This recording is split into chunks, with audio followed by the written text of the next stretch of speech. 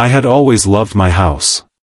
It wasn't a mansion, it wasn't flashy, and it certainly wasn't the kind of house that people drove by and gawked at, but it was mine. I had bought it after years of saving from my job as a project manager at a construction company, and even though it wasn't big, it was my safe place, my kingdom.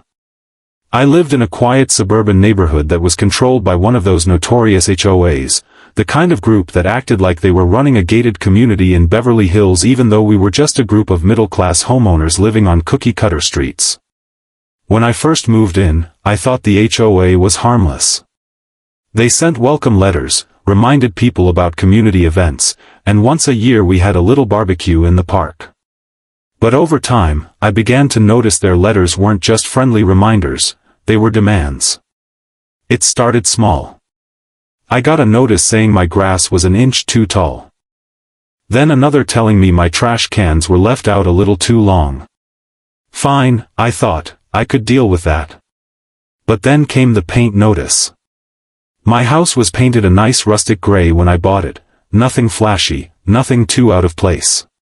But apparently, the HOA board had recently passed a new rule that required all houses in the neighborhood to be one of 3 approved colors, all of which were some variation of beige.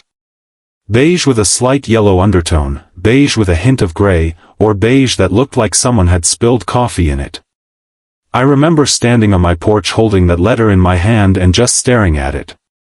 They were giving me 60 days to repaint my entire house, at my expense, to match one of their approved shades.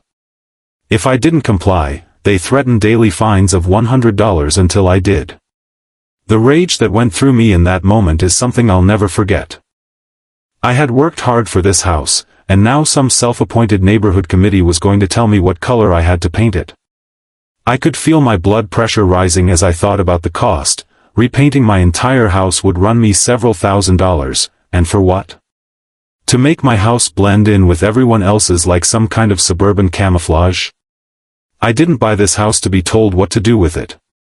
I didn't buy this house to please some HOA board who spent their weekends measuring grass with rulers and peeking over fences.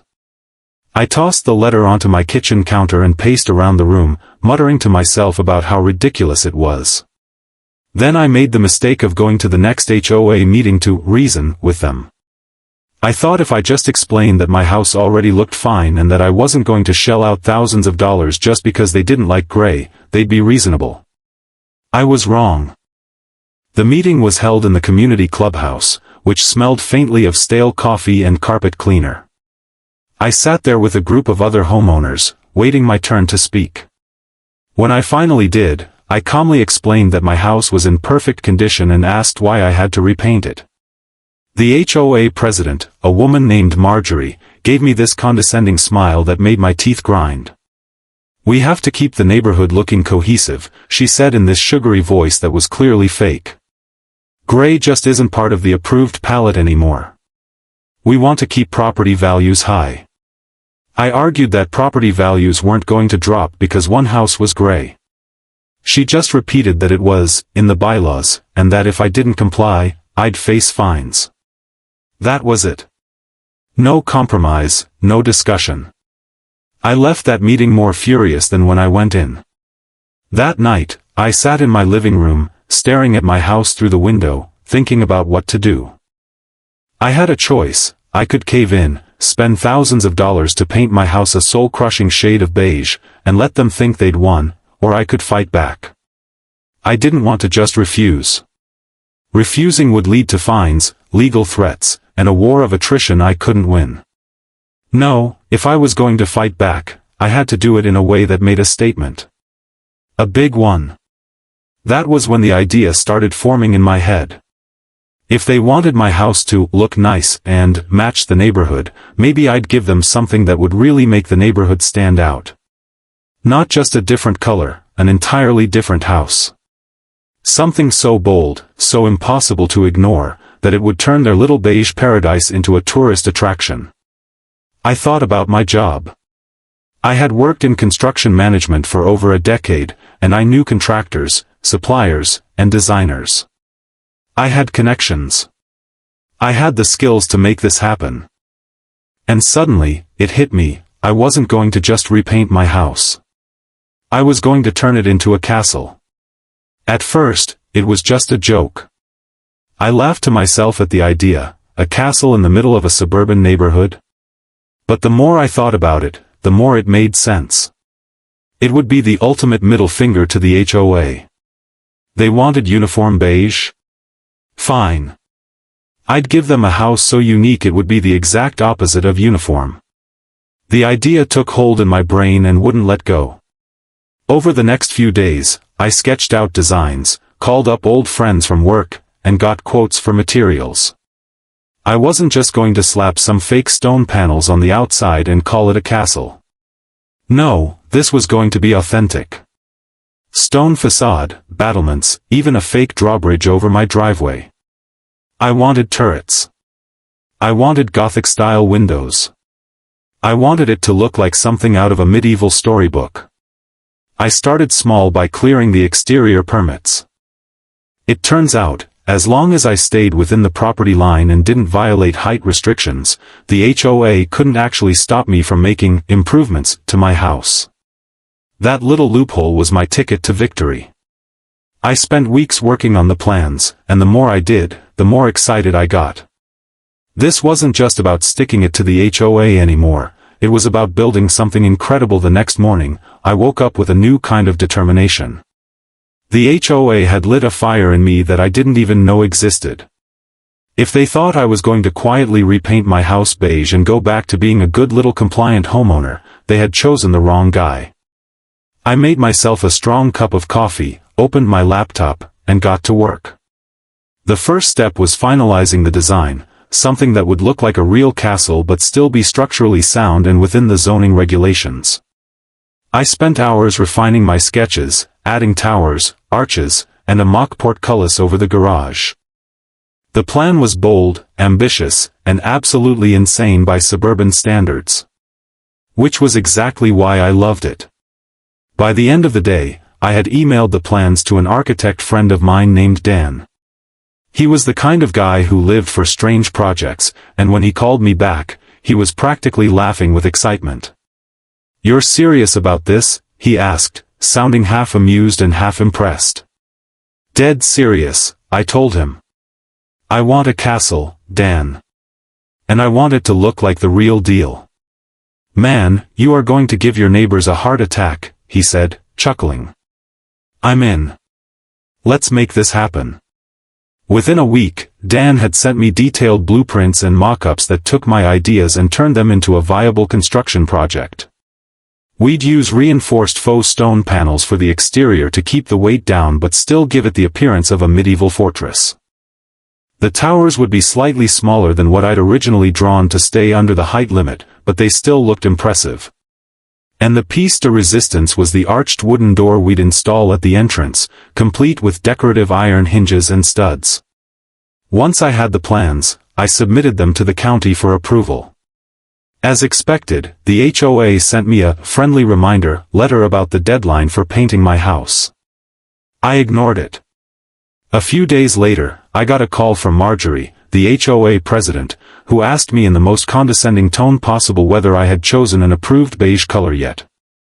I told her I was working on some exterior upgrades, and would get back to her soon. She sounded pleased, clearly assuming I was giving in. If only she knew. The permits came through faster than I expected. Apparently no one at the county office cared whether my house looked like a suburban home or a medieval fortress as long as it was safe and up to code. With that approval in hand, I called up a construction crew I trusted and set a date to start. When the trucks rolled up to my house a week later, the neighborhood woke up. My neighbors peeked through curtains and stepped out onto porches to see what was going on. The crew began unloading pallets of stone panels, lumber, and scaffolding. The sound of drills, hammers, and saws filled the air. Within hours, my front yard looked like a small construction site. By the end of the first week, the original siding of my house was stripped off, and the frame for the stone facade was going up. That was when I got my first official HOA complaint. A certified letter arrived in my mailbox, stamped with their letterhead, claiming that my construction was unsightly and disruptive to community harmony. I laughed out loud reading it. They couldn't stop me legally, and I knew it. My permits were valid. So I wrote back a very polite letter with copies of all my approvals and permits, letting them know that my project was fully compliant with county codes. That response must have sent them into a frenzy, because 2 days later, 3 members of the HOA showed up at my house unannounced. Marjorie was there, along with a man named Steve who was always glaring at everyone like he hated life, and another board member who barely said anything. I stepped out to meet them, wiping dust from my hands, because I had been helping the crew install part of the stone facade. "Can we talk?" Marjorie said, her smile tight and fake. "Sure," I said, crossing my arms. She gestured at my house. "This construction is very disruptive. The noise, the dust, the trucks blocking the street, it's all temporary," I said calmly. "Everything's up to code, and we're following the work hours approved by the county." Steve scowled. "This is going to make the whole neighborhood look ridiculous. We can't have a castle sitting here like some kind of theme park attraction." I shrugged. "Not my problem. I'm improving my property, which should technically raise property values, right?" Marjorie's smile faltered. "You're mocking the spirit of the community guidelines. This is not in the best interest of the neighborhood." I couldn't help but grin. "The best interest of my property is my business. I have every legal right to do this." They left looking frustrated, and that's when I knew I was winning. Over the next month, the castle slowly came to life. The stone panels went up first, transforming the exterior from dull gray siding to medieval stonework. Then came the towers, round, sturdy-looking structures on each corner of the house that made it look like a miniature fortress. The neighbors had mixed reactions. Some of them loved it. They'd stop by just to watch the progress, bringing their kids to see the castle house. Others were horrified and made no attempt to hide it. One evening, as I was sitting on my porch drinking a beer after the workers left, my next-door neighbor, a friendly retired guy named Bob, came over. "You know," he said, grinning, "I think this is the funniest thing I've ever seen. That HOA has been bossing people around for years, and now you're giving them a taste of their own medicine." "That's the plan," I said with a laugh. "Good," Bob said. "About time someone stood up to them." His support made me feel even more confident about what I was doing. But the HOA wasn't done fighting back. They started sending me violation notices for ridiculous things: construction debris visible from the street, temporary fencing too tall, work vehicles parked too long. I responded to each one with documentation proving I was still within my rights. As the project neared completion, the castle truly began to look magnificent. The turrets were capped with conical roofs, the new arched door was installed, and I even had decorative battlements added to the roofline. People began driving through the neighborhood just to see it. Someone posted photos on social media, and it went a little viral. The suburban castle house started trending locally. That was when the HOA completely lost it. They scheduled a special meeting to address community concerns, which I knew was code for "find a way to stop me." I showed up to the meeting just to watch them squirm. The room was packed. Apparently half the neighborhood had shown up just to see the drama unfold. Marjorie stood at the front, flustered and clearly irritated. "This project is not in line with the character of our community," she said, waving her hands like she was on trial. "It is attracting attention and disrupting the quiet enjoyment of our neighborhood." I stood up when they gave me the floor. "Everything I've done is legal and approved. If you don't like it, that's not my problem. You can't tell me what to do with my house as long as I'm following the law." There was a murmur of agreement from some of the neighbors, and I saw Marjorie's face turn red. The board voted to issue me another official notice, this time threatening to take me to court. But I wasn't scared. I had a lawyer ready, and I knew the law was on my side. By the time the meeting ended, the room was split, half the neighbors glaring at me like I was a villain, and the other half smiling like they'd just seen someone pull off the greatest prank of the year. I walked out of there feeling unstoppable. The day the final turret was installed felt like victory. I stood in my driveway with my hands on my hips, staring up at the house that had transformed from a plain suburban box into something that looked like it had been teleported out of medieval Europe. The sunlight bounced off the stone, making it glow like something out of a fantasy movie. The workers gathered their tools, slapped me on the back, and congratulated me on finishing what they all agreed was the most insane residential project they'd ever been a part of. When the last truck left and the noise finally died down, I just stood there for a long time, taking it in. The towers stood proud on each corner, the battlements lined the roof, and the new wooden door with wrought iron hinges looked like it could withstand a siege. I had even added a few finishing touches just to drive the point home, a pair of decorative torches on either side of the door, a stone crest above the garage, and small flagpoles on each turret where I planned to hang banners. It was my house, my kingdom, and no HOA was going to tell me otherwise. Within days, photos of my house were all over local social media. People started driving through the neighborhood just to take pictures. Some even stopped their cars and asked me if they could take selfies in front of the castle. Kids from nearby schools started calling it the Castle House, and one afternoon a school bus stopped right in front of my driveway so the driver could let the kids stare at it. Of course, this level of attention sent the HOA into full meltdown mode. I started receiving certified letters every few days, each one threatening fines for violations that didn't actually exist. One letter claimed that the stone facade was not an approved material. Another said the flags I had put on the turrets violated neighborhood signage restrictions. The funniest one accused me of creating a public spectacle that attracts non-residents. I knew what they were doing. They were trying to bury me under paperwork and threats until I gave up. But I wasn't about to give them the satisfaction. I called my lawyer, a sharp, no-nonsense guy named Rob who had dealt with HOA disputes before. When I explained the situation, he actually laughed. "Let them keep sending letters," he said. "As long as you have your permits and you're not breaking any municipal codes, they can't force you to change it. And if they try to fine you, we'll fight it in court."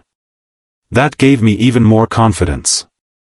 I framed my permits and hung them in my entryway like trophies, just in case I ever had to show them off. The next big escalation came 2 weeks later when I got served with official papers. The HOA was actually suing me. They were claiming that my house violated the spirit of the community guidelines and was causing emotional distress to other residents. When I read that part, I nearly fell over laughing. Emotional distress? Because my house didn't look boring like theirs? Rob assured me that the lawsuit was weak and that we'd have no trouble beating it. "This is just a scare tactic," he said. "But if they want a legal battle, we'll give them one."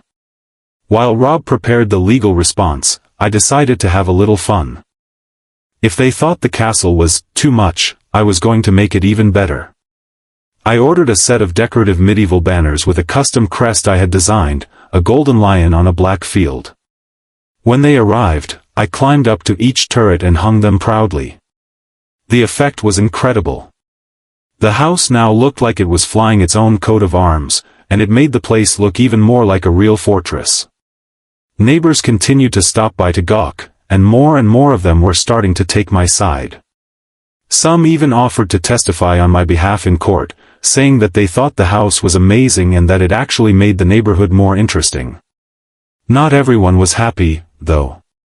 A small group of neighbors, the ones I suspected were close friends of the HOA board, started giving me dirty looks whenever they saw me. One even came up to me while I was mowing my lawn and said, "You're ruining this neighborhood." "Funny," I said, cutting the mower off. "I think I'm improving it." That didn't go over well. They stormed off muttering about how they were going to make sure the HOA wins. When the court date finally came, I put on my best suit and walked into the courthouse feeling like a knight heading into battle. Rob was by my side, cool and confident, carrying a folder full of documentation that proved everything I'd done was legal. The hearing was almost comical. The HOA's lawyer tried to argue that my house diminished the character of the community and caused unrest among the residents. Rob calmly presented the permits, the zoning approvals, and even letters from neighbors who supported the project.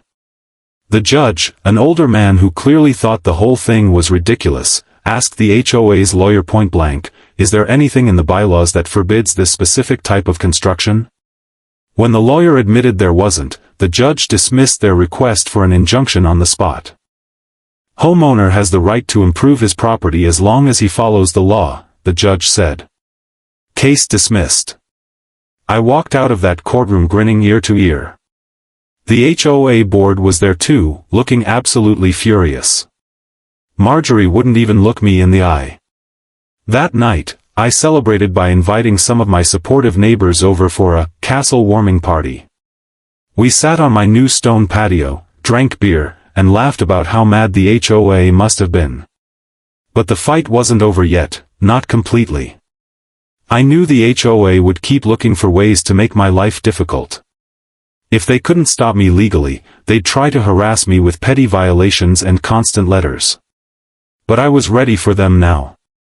I had the law on my side, and I had turned my house into the boldest statement possible, a castle that said, loud and clear, that I wasn't going to be bullied into conformity. And deep down, I knew this battle had become bigger than just me. It wasn't just about one house or one HOA rule, it was about the right to stand up to controlling organizations that tried to take the joy out of homeownership. Every time I saw a car slow down to take a picture of the house, I felt a little thrill. This wasn't just my victory, it was a message to every overbearing HOA out there, you can't control everything. I thought winning in court would be the end of it, but I underestimated just how stubborn the HOA board could be. For a few weeks, things were quiet. No letters, no complaints, no knocks on my door. I started to think maybe they had finally given up. But then, one morning, I walked out to grab the mail and found 3 separate violation notices waiting for me. The first said my grass was slightly too long. The second claimed my trash cans were visible from the street for more than 24 hours, even though I had literally just put them out the night before. The third said my decorative banners were a safety hazard. I laughed so hard I nearly dropped my coffee. They weren't even pretending to hide their vendetta anymore. They wanted to bury me in constant fines and stress me out until I caved. But instead of getting angry, I got creative. I called my lawyer again, and we sent them a formal letter warning them that continued harassment after the court ruling could result in legal action against the HOA itself. That bought me some temporary peace, but I knew they'd keep trying. So I decided to turn the tables on them. If they thought the castle was attracting too much attention, I was going to make it a full-on tourist destination. I started small, a few decorative lights installed along the battlements, giving the castle a warm, golden glow at night. Then I had floodlights installed at the base of the towers, so after dark, my house looked like something out of a fantasy film, glowing proudly against the sky. Cars began stopping in the evenings just to see it lit up. Some even parked and took videos. Then came the weekend event. I called it Castle Day. I sent invitations to neighbors, friends, and co-workers, and I even posted about it in a local community Facebook group. On a sunny Saturday morning, I set up tables in my front yard, grilled burgers and hot dogs, and let kids come take pictures with fake plastic swords and shields I'd bought online. I played medieval music through outdoor speakers and wore a cheap crown for the occasion. The turnout was massive, way bigger than I expected. People from neighboring communities showed up. Someone even brought a drone to take aerial photos. It turned into a block party, with neighbors who'd never spoken to me before coming over just to check it out. I could see Marjorie standing at the end of the street with her arms crossed, glaring at me like I had personally insulted her ancestors. The HOA board didn't dare shut it down. After all, I wasn't violating any noise ordinances, and I had cleared the event with the county. The next HOA meeting was pure chaos. They complained about the crowds, about the lights, about the party atmosphere I was creating. I stood up during the open forum and said, with the biggest grin on my face, I'm just building community spirit. Isn't that what the HOA is supposed to encourage? Half the room laughed. The other half looked like they wanted to strangle me. Their next move was a classic dirty trick. They tried to change the bylaws. I got a letter in the mail announcing a vote to ban non-traditional exterior modifications, and requiring all houses to be repainted in neutral tones. It was obvious they were targeting me specifically. But this time, I wasn't alone. All the neighbors who had enjoyed Castle Day, the ones who were sick of the HOA's constant micromanaging, rallied to my side. On the night of the vote, the clubhouse was packed. When the ballots were counted, the motion failed by a wide margin. That was the turning point. The HOA had lost its grip on the neighborhood. People realized they didn't have to be bullied by a small group of power-hungry board members. Some even started talking about holding a special election to replace the board entirely. I decided to keep pushing. If they thought my castle was a problem now, I was going to make it legendary. I installed a faux wooden drawbridge over my driveway, purely decorative, but it looked incredible.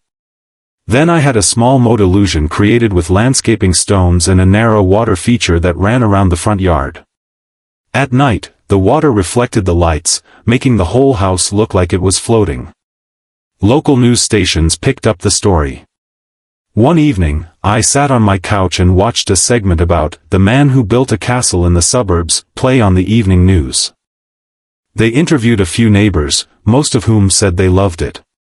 One older woman said, "It's like living next to Disneyland." The HOA board was humiliated. I knew it. I could see it in their faces every time they drove by my house. But by this point, they had lost the war. They stopped sending me letters altogether. It was like they had finally realized they were only making themselves look worse by fighting me. That was when I realized something bigger had happened here. The castle wasn't just about me anymore. It had become a landmark, something that brought people together. Kids came by every Halloween dressed as knights and princesses, and I handed out candy while standing at the door in a fake suit of armor. Parents told me it was the highlight of their year. Even some of the neighbors who had been against me at first started coming around. One day, Steve, the grumpy board member who had yelled at me early on, stopped by. He looked at the house, sighed, and said, "You know, I still think it's ridiculous. But, it's kind of cool." That was as close to an apology as I was ever going to get, and honestly, I respected him a little for admitting it. I had taken the HOA's demand for conformity and turned it into the boldest statement of individuality possible. And in doing so, I had inspired other people to push back against pointless rules. By the time winter rolled around, the castle wasn't just a house anymore, it was a symbol. Every holiday season, I went all out decorating it with twinkling lights that draped over the battlements and towers, making it look like something out of a Christmas card. Families drove in from other towns just to see it. I set up a donation box for a local children's charity and told people they could take photos as long as they wanted if they threw $1 or $2 into the box. We ended up raising hundreds of dollars in just a few weeks. Meanwhile, the HOA board was imploding. The constant negative attention, the public humiliation from losing in court, and the failed bylaw vote had weakened their grip on power. Neighbors who had once been too afraid to speak up started voicing their frustrations about all the petty rules. Someone finally organized a recall election, and the turnout was huge. People were tired of being micromanaged, tired of being fined for leaving their trash cans out a few hours too long, tired of being told what color they had to paint their houses. When the votes were counted, it was a clean sweep. Marjorie and her crew were out. The new board, made up of people who actually cared about the community rather than controlling it, immediately started rolling back some of the stricter policies. They focused on real issues like road maintenance, park improvements, and safety instead of policing grass height. I can't describe the satisfaction I felt when I saw Marjorie pack up her stuff and walk out of the clubhouse for the last time. She didn't even look in my direction, but I knew she blamed me for everything. And honestly, she was right. A few weeks later, I got a handwritten note in my mailbox from one of the new board members. It simply said, thanks for standing up for all of us. The castle may have started as a joke, but it changed this neighborhood for the better. I kept that note and pinned it on my fridge. Over the next year, I kept adding little touches to the property, not because I had to prove a point anymore, but because I loved the project. I added a small courtyard garden in the front, complete with a stone bench and a fountain. I had my garage door painted with a faux wooden finish so it matched the drawbridge motif perfectly. And just for fun, I installed a custom door knocker shaped like a lion's head. The castle had become part of my identity. It wasn't just about revenge anymore, it was about building something that made me happy. Something unique. Something I could be proud of. Looking back, I realized how close I had been to giving in at the very beginning. If I had just quietly repainted the house beige, none of this would have happened. The HOA would have kept getting stricter, the neighbors would have kept living under their thumb, and nothing would have changed. Instead, I had turned one ridiculous demand into a full-blown rebellion that transformed the entire neighborhood. People sometimes ask me if it was worth all the stress, the legal battle, the angry letters, the dirty looks. And my answer is always the same, absolutely. Every moment of frustration, every hour I spent planning, every dollar I poured into construction, it was worth it to see the look on the HOA board's faces when they realized they couldn't stop me. It was worth it to watch the neighborhood slowly come alive again, to see people laughing and taking photos instead of hiding behind closed blinds. One evening, as the sun was setting and the castle was glowing with its warm floodlights, I stood in my driveway with a drink in hand and just smiled. The air was quiet, peaceful, but full of life. Kids were playing in the street, neighbors were chatting on their porches, and for the first time in years, it felt like a real community.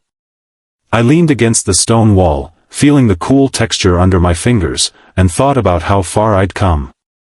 The HOA had tried to break me, tried to force me into their mold. But instead of letting them win, I had built something extraordinary. I had turned my house into a fortress, literally and figuratively. And as ridiculous as it might sound, I felt like a king standing in front of his castle, watching over his little corner of the world. The best part? No one would ever dare send me a letter about beige paint again.